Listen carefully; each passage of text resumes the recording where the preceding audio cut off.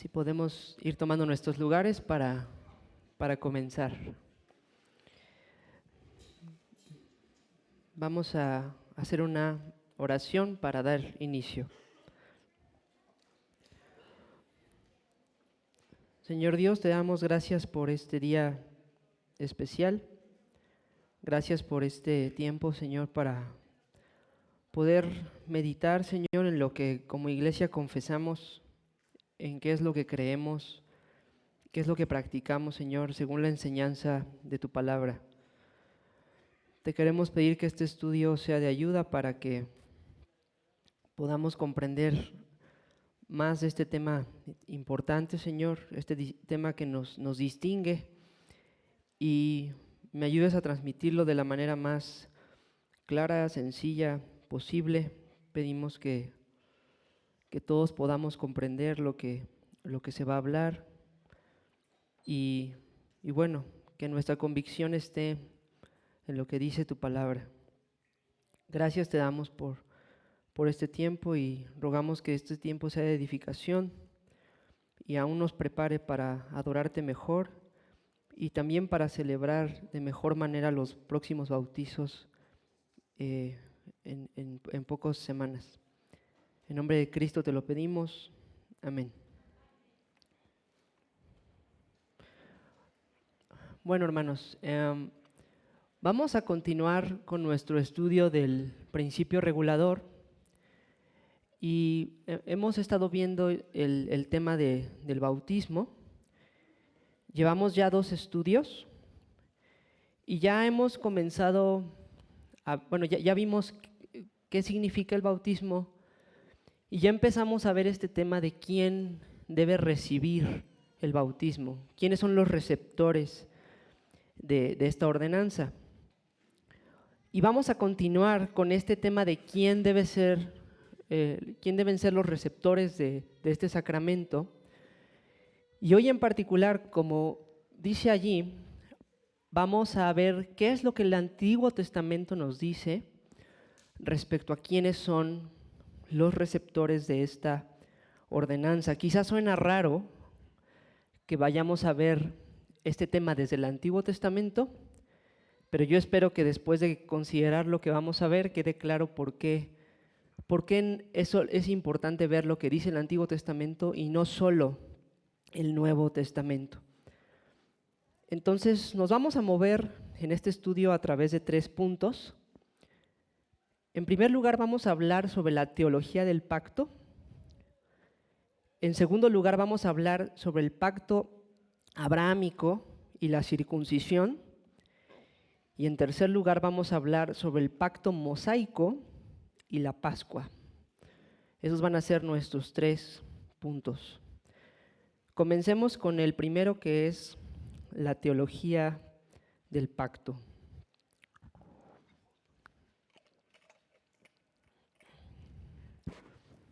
Bueno, hermanos, si ustedes llevan ya un tiempo aquí en esta iglesia, es probable que ese nombre de la teología del pacto sea familiar para ustedes. Sin embargo, puede ser que no todos entendamos lo mismo cuando decimos esa frase. O quizá haya entre nosotros algunos que no sepan de qué estamos hablando. Así que vamos a tomar un punto de este estudio para hablar brevemente sobre esto.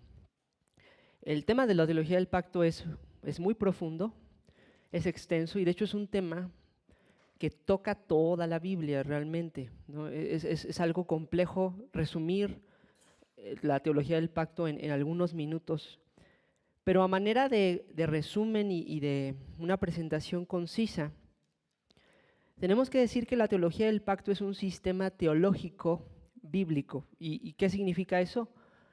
Es un sistema para poder entender, estructurar la revelación de Dios en la Biblia. La Biblia, hermanos, es un libro extenso, como ustedes lo sabrán. Tiene muchos libros, muchos capítulos, muchos versículos, hay muchos temas, muchas historias, muchos géneros, muchos autores. Y de repente es un poco complejo a veces ver el panorama general, ¿no?, de la Biblia. Si ustedes la están leyendo apenas por primera vez, es probable que se sientan a veces un poco perdidos. E incluso si ya llevan varias veces de leerla, a veces es un poco difícil entender cuál es el punto, cuál es el argumento y cómo va desarrollándose la revelación de Dios. Entonces la Iglesia de Cristo ha desarrollado sistemas teológico-bíblicos, es decir, sistemas para poder entender precisamente el panorama general, la estructura general, el mensaje general de la Biblia. Es como alejarse un poco de la Biblia para ver su historia completa y su estructura, su orden, su diseño completo. Y obviamente la Iglesia, hablando aquí Iglesia Universal, ha respondido con diferentes sistemas teológico-bíblicos para entender la Biblia, pero la tradición reformada confesional se distingue estrictamente por abrazar y creer la teología del pacto como el sistema más fiel a la enseñanza de la Biblia. Ahora, en la Iglesia o en la tradición reformada hay varias posturas sobre la teología del pacto. No hay una postura uniforme y no la ha habido, de hecho, en la historia. Pero podemos decir que sí ha habido un consenso en la tradición reformada que todos los reformados confesionales abrazamos.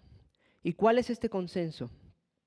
El consenso es ver la revelación bíblica a través de 3 pactos. Todos los reformados confesionales vemos estos 3 pactos como la manera de entender el panorama general de la Biblia.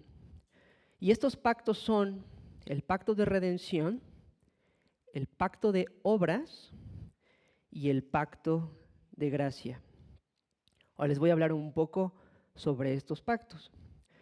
El pacto de redención es este pacto que se hizo entre las personas de la Trinidad antes de la fundación del mundo.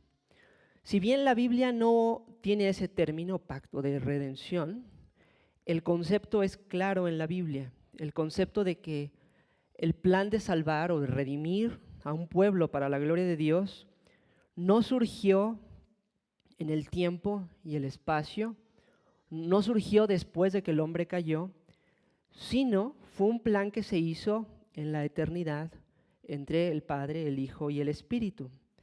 Y este plan se hizo a modo de pacto, en el que cada persona se comprometió precisamente con este plan.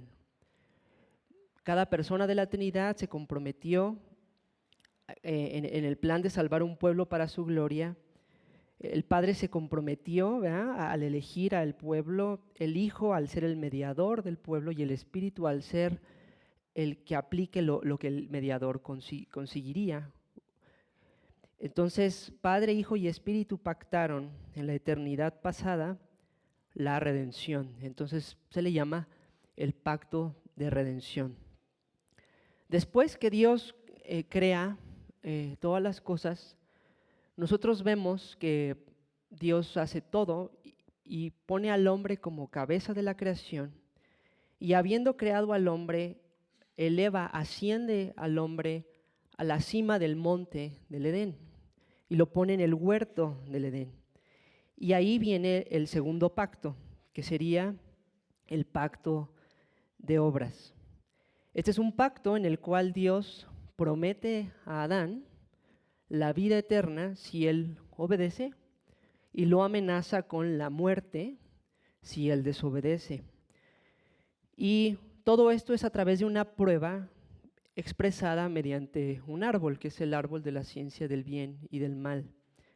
La recompensa del pacto era el árbol de la vida, es decir, si Adán se mantenía fiel y obedecía, Dios le iba a dar el árbol de la vida y él iba a ser sellado en vida eterna, él y todos nosotros, porque él, como cabeza pactual o federal, nos representaba a toda la humanidad.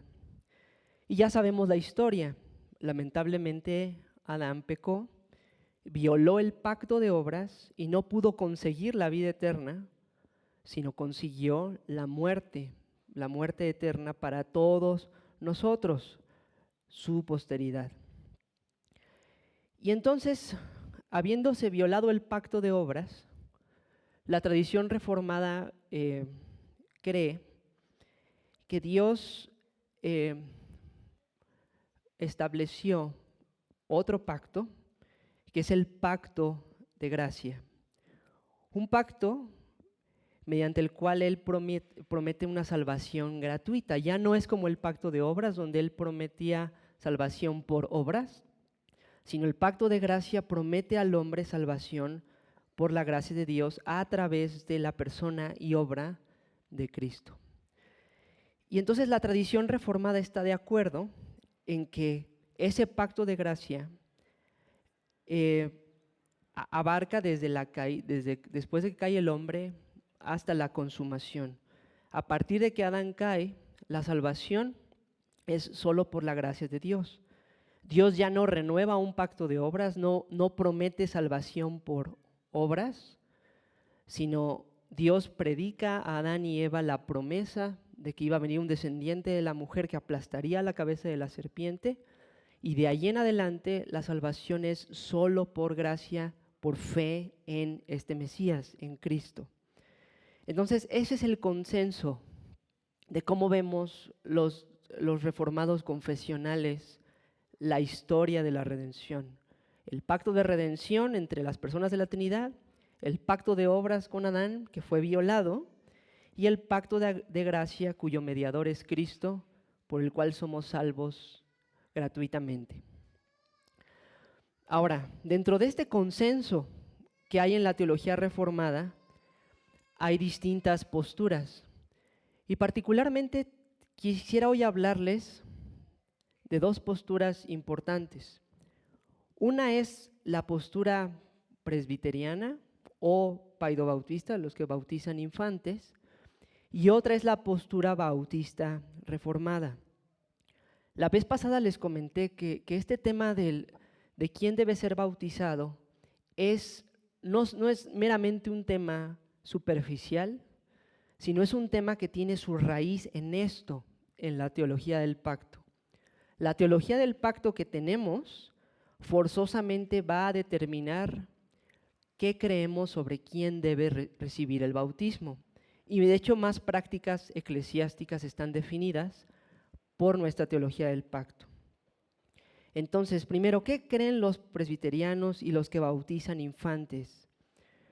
¿Cómo ven ellos particularmente el pacto de gracia?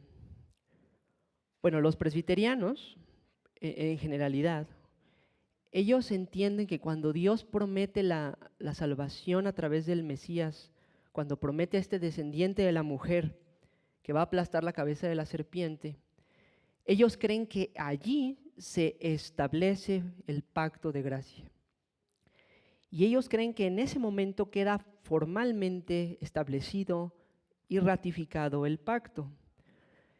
Y creen que ese pacto ahora, a lo largo de toda la historia, se va a administrar a través de varios pactos. El pacto noémico, que es con Noé, el pacto abrahámico con Abraham, el pacto mosaico con Moisés como mediador, el pacto davídico con David y el nuevo pacto. Y ellos creen que cada uno de estos pactos en su esencia es el pacto de gracia. Y cada uno de estos pactos son una administración del pacto de gracia. Entonces, para un presbiteriano, el pacto noémico es el pacto de gracia. El pacto abrahámico es el pacto de gracia, el pacto mosaico es el pacto de gracia, el pacto davídico es el pacto de gracia y el nuevo pacto también. Para ellos, todos los pactos que vienen después de que Dios promete la salvación son en esencia el pacto de gracia y solo difieren en administración, mas no en esencia. Esta es la postura presbiteriana y paidobautista del pacto de gracia. Ahora, nosotros, como bautistas reformados, tenemos en común el ver la historia de la redención en tres pactos: el pacto de obras, el de redención, el de obras y el de gracia. Pero la postura bautista reformada es un poco diferente. en cuanto a cómo opera o cómo funciona el pacto de gracia.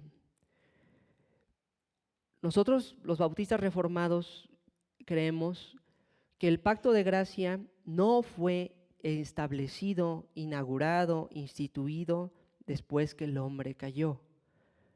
Y fíjense aquí la precisión con que hay que expresarnos. Nosotros creemos que el pacto de gracia fue prometido cuando el hombre cayó y fue revelado, pero no establecido. Y quizás parece como algo muy insignificante. Bueno, ¿qué diferencia tiene prometido y revelado con establecido? Pues tiene una gran diferencia. Porque eso hace que nosotros, los bautistas reformados, creamos que el pacto de gracia se estableció en el nuevo pacto. Se estableció cuando Cristo dice, esta es la sangre del nuevo pacto en la Santa Cena. Esta es mi sangre que será derramada por ustedes. Nosotros creemos que allí, cuando Cristo derrama su sangre, allí se establece formalmente, se ratifica el pacto de gracia. Entonces, no al principio, sino cuando nuestro Señor derrama su sangre allí. Y entonces uno diría, ¿y entonces qué creemos en cuanto a los pactos noémico, abrámico, mosaico y davídico? ¿Creemos acaso los bautistas reformados que la salvación ahí era por obras? La respuesta es un rotundo no. Nosotros creemos que en todas las épocas la salvación ha sido por gracia de Dios.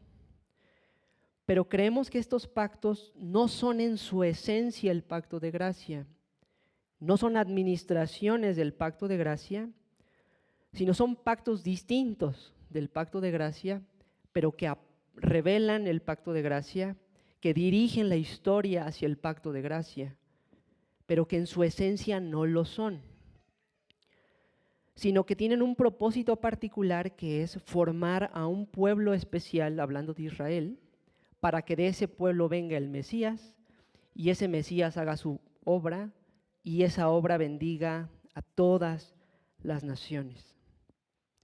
Si esta es la primera vez que están escuchando sobre esto, puede ser que ya los haya confundido y espero que no sea así, pero es probable porque son cuestiones un poco complejas de primera instancia, pero son determinantes para nuestra creencia respecto a quién debe ser bautizado. Entonces, vamos a ir hablando un poco sobre esto en los estudios que vienen, así que si no se comprendió del todo, no se preocupen, se va a repetir un poco y también cualquier duda pueden preguntar sin ningún problema. Entonces, con esto ya terminamos el primer punto, que es la teología del pacto. Vamos ahora al segundo punto, que es el pacto abrahámico y la circuncisión. Con esto van a ustedes a ver qué relevancia tiene la teología del pacto para interpretar la Escritura. Y aquí vamos a leer un texto que está en Génesis 17. Génesis 17.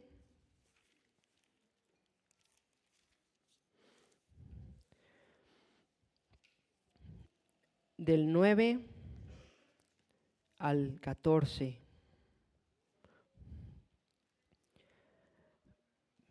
Lo voy a leer.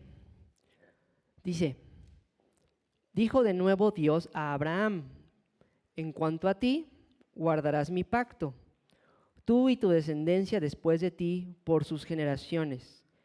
Este es mi pacto que guardaréis entre mí y vosotros y tu descendencia después de ti. Será circuncidado todo varón de entre vosotros. Circuncidaréis pues la carne de vuestro prepucio y será por señal del pacto entre mí y vosotros. Y de edad de 8 días será circuncidado todo varón entre vosotros por vuestras generaciones. El nacido en casa y el comprado por dinero a cualquier extranjero que no fuere de tu linaje. Debe ser circuncidado el nacido en tu casa y el comprado por tu dinero, y estará mi pacto en vuestra carne por pacto perpetuo. Y el varón incircunciso, el que no hubiere circuncidado la carne de su prepucio, aquella persona será cortada de su pueblo, ha violado mi pacto. Ok, entonces vamos a ponerlos los lentes de la teología del pacto presbiteriana y vamos a interpretar este texto para que entendamos cómo razonan ellos el tema del bautismo de infantes. Entonces nos ponemos los lentes presbiterianos y lo que un presbiteriano ve aquí cuando lee este texto es lo siguiente, dice, la teología del pacto presbiteriana dice que el pacto abrámico es el pacto de gracia. Luego entonces, este texto habla del pacto de gracia. Y este texto es una administración diferente a la nuestra del pacto de gracia, pero en esencia sí es lo mismo. Y entonces el presbiteriano dice, a ver, el pacto de gracia aquí dice que la señal del pacto debe ser recibida por Abraham, que creyó a Dios y le fue contado por justicia, y por todos sus descendientes. Y de hecho por sus descendientes al 8º día de nacido, siendo infantes, siendo bebés que no pueden comprender, que no pueden manifestar fe, ni arrepentimiento, ni nada. Entonces el presbiteriano razona así, ok, este es el pacto de gracia, entonces si el nuevo pacto también es el pacto de gracia, quiere decir que los infantes también deben ser marcados con la señal del pacto en nuestro pacto actual, que es el nuevo pacto. Porque para el presbiteriano este es el pacto de gracia también. Entonces, la señal del pacto para Abraham era circuncisión, en el nuevo pacto la señal es el bautismo. Luego entonces, dice el presbiteriano, debemos bautizar a nuestros infantes, a nuestros bebés, ¿no? Entonces, si se fijan, como les traté de transmitir la vez pasada, no es un argumento tan descabellado, no es para nada lo que dice Roma, de que el bautismo confiere gracia al bebé, no, sino es un argumento pactual. Para el presbiteriano es importante bautizar a sus bebés de la misma manera que para Abraham era importante bautizar a sus bebés y para los descendientes de Abraham. Porque para el presbiteriano sus bebés están en el pacto. Ahora vamos a quitarnos los lentes presbiterianos y vamos a ponernos los lentes bautistas reformados y usar la teología del pacto que les planteé para interpretar nuestro texto. Como bautistas reformados nos ponemos los lentes y decimos, sí, es cierto, claro que sí. Dios mandó a Abraham circuncidar a sus bebés, no importando si se arrepienten y creen o no importando eso. Sí, Dios puso a los bebés como miembros del pacto, en el pacto abrámico. Pero nosotros, bautistas reformados, creemos que el pacto abrámico no es el pacto de gracia. Y creemos que el nuevo pacto sí es el pacto de gracia. Entonces, mientras creemos que este pacto con Abraham sí da luz, revela y apunta al nuevo pacto, como difiere en esencia de nuestro pacto, del nuevo pacto, nosotros decimos, nuestros bebés no tienen que ser bautizados, tenemos que esperar a que se arrepientan y crean. Entonces, si se fijan, esas pequeñeces de diferencias de lenguaje que vimos cuando hablamos de la teología del pacto, en este momento están llegando a dos conclusiones distintas de quién debe recibir la señal del pacto.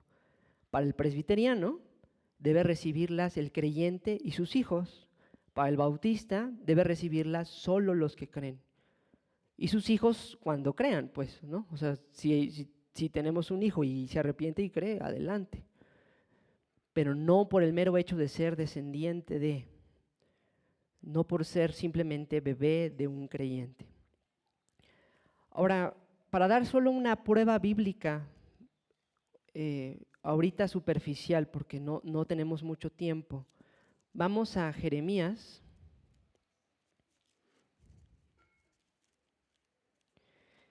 Jeremías 31 al 34. Jeremías capítulo 31, versículo 31 al 34.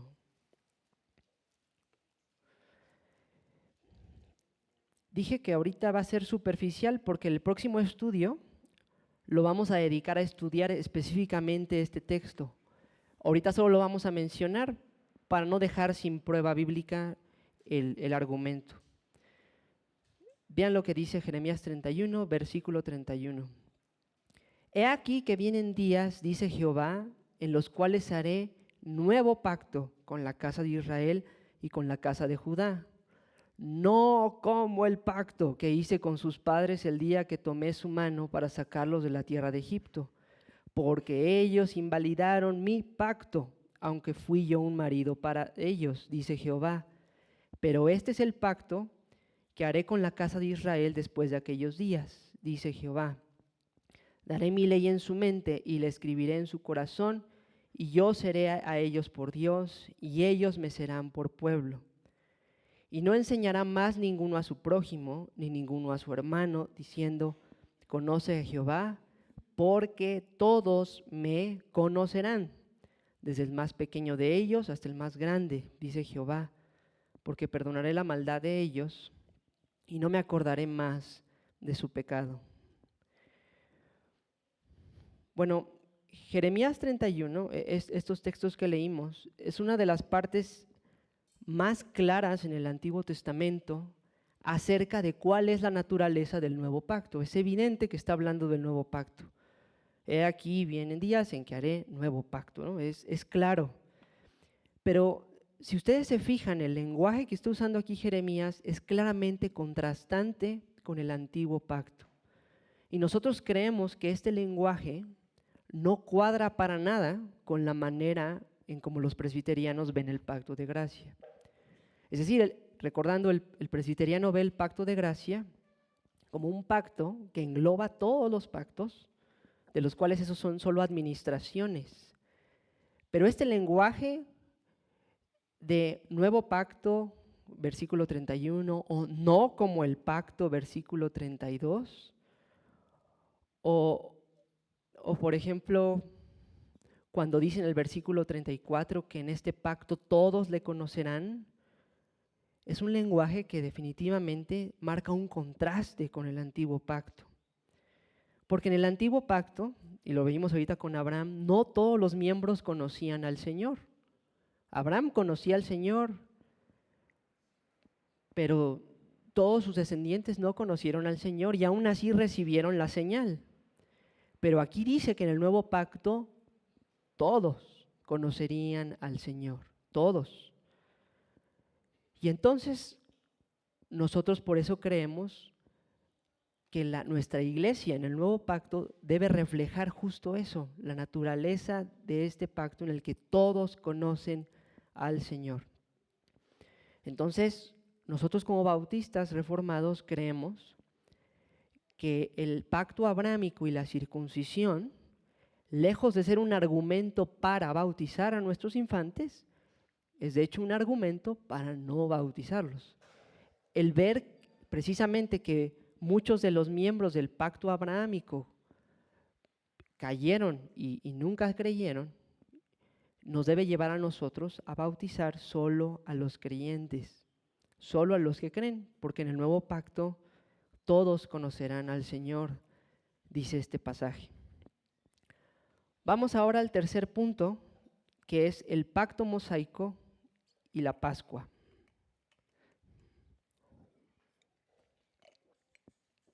Vamos a leer para este punto, Éxodo 12.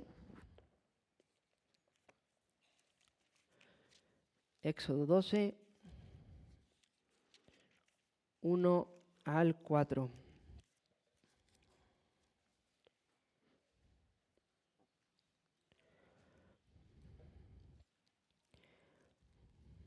Éxodo 12,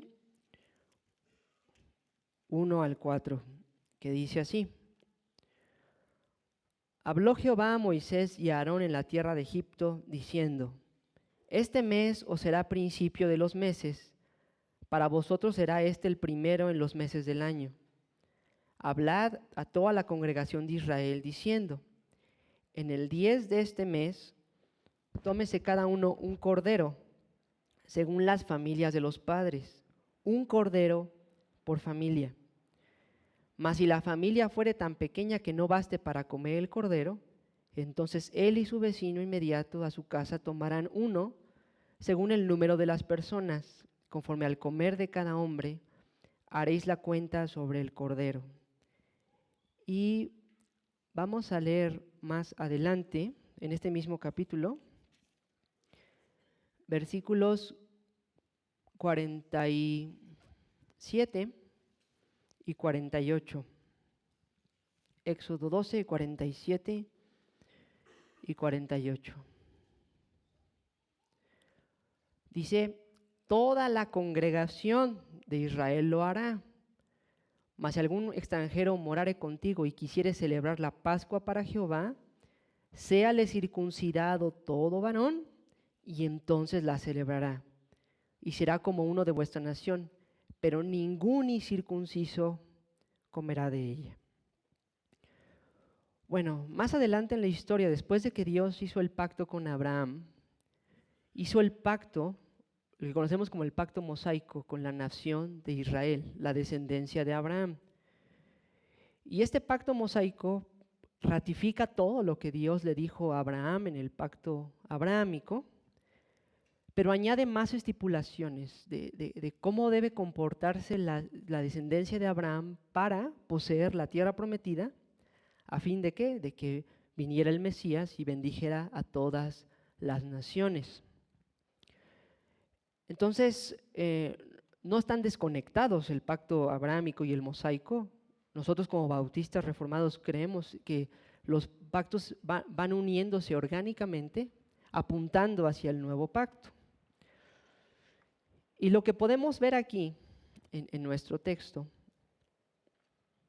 es que Dios instituye la Pascua después de todas las plagas que ha mandado a Egipto. Dios instituye esta ordenanza de la Pascua. Y Dios claramente, como lo leímos aquí, liga la circuncisión y la Pascua. Es claro cuando dice que ningún incircunciso debe tomar de ella, de lo cual se concluye que todos los circuncisos o circuncidados deben tomarla. De hecho, en los primeros versículos que leímos quedó claro que este cordero pascual es comido por toda una familia, no solo por los papás, ¿verdad? Sino papás e hijos comen de la comida pactual. Y esto tiene total relación con la circuncisión. Se circuncidaba al que cree y a sus hijos, ¿verdad? Y comían la Pascua quienes creen y sus hijos. O sea, había una perfecta unidad entre los pactos abrámico y mosaico en cuanto a quienes participaban de circuncisión y de la Pascua. Ahora vamos a ponernos nuestros lentes presbiterianos para interpretar o tratar de ver este texto como lo ven ellos. Ellos dicen, ok, estamos en el pacto mosaico, ¿no? Estamos en un elemento que pertenece al pacto mosaico. Y recuerden, ellos dicen, el pacto mosaico es el pacto de gracia, ¿no? Es en esencia el pacto de gracia. Y ya habíamos dicho que en el pacto abrahámico, que también es el pacto de gracia, según ellos, los hijos están incluidos en el pueblo del pacto. Y entonces el presbiteriano ve esto y dice, claro, aquí entonces también los hijos están recibiendo la comida pactual porque están en el pacto. Pero pasa algo bien curioso aquí con casi la mayoría de los presbiterianos. Recuerden, los presbiterianos dicen, el nuevo pacto también es el pacto de gracia, y esperaríamos que dijeran, pues entonces en el nuevo pacto vamos a darles la Santa Cena a nuestros hijos, ¿no? Sería lo consecuente. Pero curiosamente, la mayoría de presbiterianos dicen no. La Santa Cena, que es claramente, tiene un paralelismo con la Pascua, la Santa Cena no se la damos a nuestros hijos. Y entonces uno se queda así como. O sea, tú dijiste que los tus hijos forman parte del pacto y ahora estás diciendo que la comida del pacto no. Sí, eso es precisamente lo que muchos presbiterianos hacen. La señal del pacto sí, la comida del pacto no. Y lo hacen la mayoría de ellos por la advertencia de 1 Corintios 11,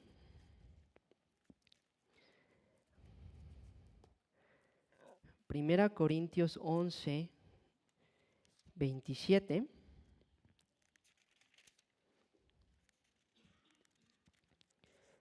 Al 29. Dice, de manera que cualquiera que comiere este pan o bebiere esta copa del Señor indignamente, será culpado del cuerpo y de la sangre del Señor. Por tanto, pruébese cada uno a sí mismo y coma así del pan y beba de la copa. Porque el que come y bebe indignamente, sin discernir el cuerpo del Señor, juicio come y bebe para sí. Y claro, ¿no? El texto es muy claro de Corintios. Y entiendo por qué muchos presbiterianos se encuentran con este texto y dicen, no vamos a darles la cena a nuestros hijos. Pero lo que quiero tratar de que vean es que hay una inconsistencia aquí. Quiero que vean que muchos presbiterianos están pensando como presbiterianos con el bautismo, pero con la Santa Cena están pensando como bautistas, ¿no? Ahora, curiosamente hay presbiterianos que sí son consistentes y sí practican la paidocomunión, es decir, dar la Santa Cena a los bebés o a los desde que pueden comer alimento sólido. Y obviamente brincándose totalmente este texto de 1 Corintios 11. Entonces, lo que quiero hacer con esto es tratar de que ustedes vean la dificultad del sistema presbiteriano y de cómo esto que dice Corintios no parece cuadrar bien en el rompecabezas que ellos armaron. Pero si ahora nos ponemos nuestros lentes bautistas, decimos, ok, Éxodo 12, sí, el pacto mosaico, la Pascua, claro que sí, la Pascua se le daba a los papás y a los hijos, porque los dos son miembros del pacto, y sí. Pero el nuevo pacto, nosotros bautistas decimos, el nuevo pacto no tiene la misma esencia que el pacto mosaico. El pacto mosaico no es el pacto de gracia. Entonces, nosotros como bautistas claramente decimos, el nuevo pacto solo son miembros los que creen. Todos me conocerán, dice Jeremías 31, todos los miembros de este pacto me conocerán. No hay ningún miembro de este pacto que no me conozca. Entonces, nosotros damos la Santa Cena a los que conocen al Señor. No hay problema, no hay contradicción, no hay tensión, no forzamos nada. Todo fluye claro y bien y está estructurado. Ahora, nuevamente, con mucho respeto, yo creo que el argumento presbiteriano es muy bueno, es bastante fuerte, pero creo que aquí se expone claramente que hay un huequito que no funciona, que es este tema de la Santa Cena. Y creo yo que la teología del pacto nos lleva forzosamente a creer que la señal del pacto y la comida del pacto se deben dar ambos a los miembros del pacto, ¿no? Entonces, si mi sistema no permite darle la cena y el bautismo a los miembros del pacto a la vez, mi sistema está mal, defectuoso, ¿no? Entonces, ¿cuál sería entonces la conclusión? Porque sé que quizás haya mucha confusión ahorita.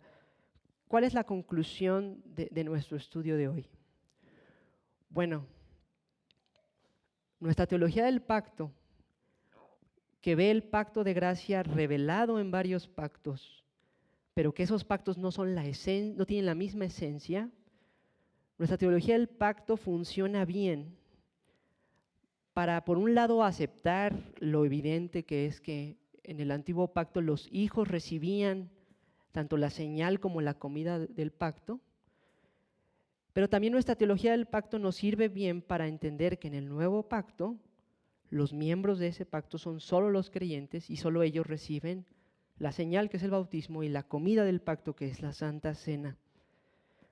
Entonces nosotros como bautistas reformados creemos que el Antiguo Testamento, lejos de demostrar que debemos bautizar a nuestros bebés, demuestra que debemos bautizar solo creyentes, solo los que creen. Ahora queda pendiente para la próxima semana el texto de Jeremías 31, porque lo vamos a ver ya con más detalle. Hoy nada más era ir avanzando un poco el escalón en el argumento, pero próxima semana nos vamos a sumergir en Jeremías 31, que es el texto más explícito, creo yo, que habla del contraste del antiguo pacto y nuevo pacto y que de hecho está en el Antiguo Testamento. Entonces, espero no haberlos enredado mucho. Cualquier duda de verdad me pueden preguntar y espero que el Señor nos ayude a ir comprendiendo esto mejor. Así que, pues que el Señor nos ayude y nos dé entendimiento para comprender estas cuestiones. Vamos a orar. Señor, te damos gracias por tu palabra. Señor, sabes tú que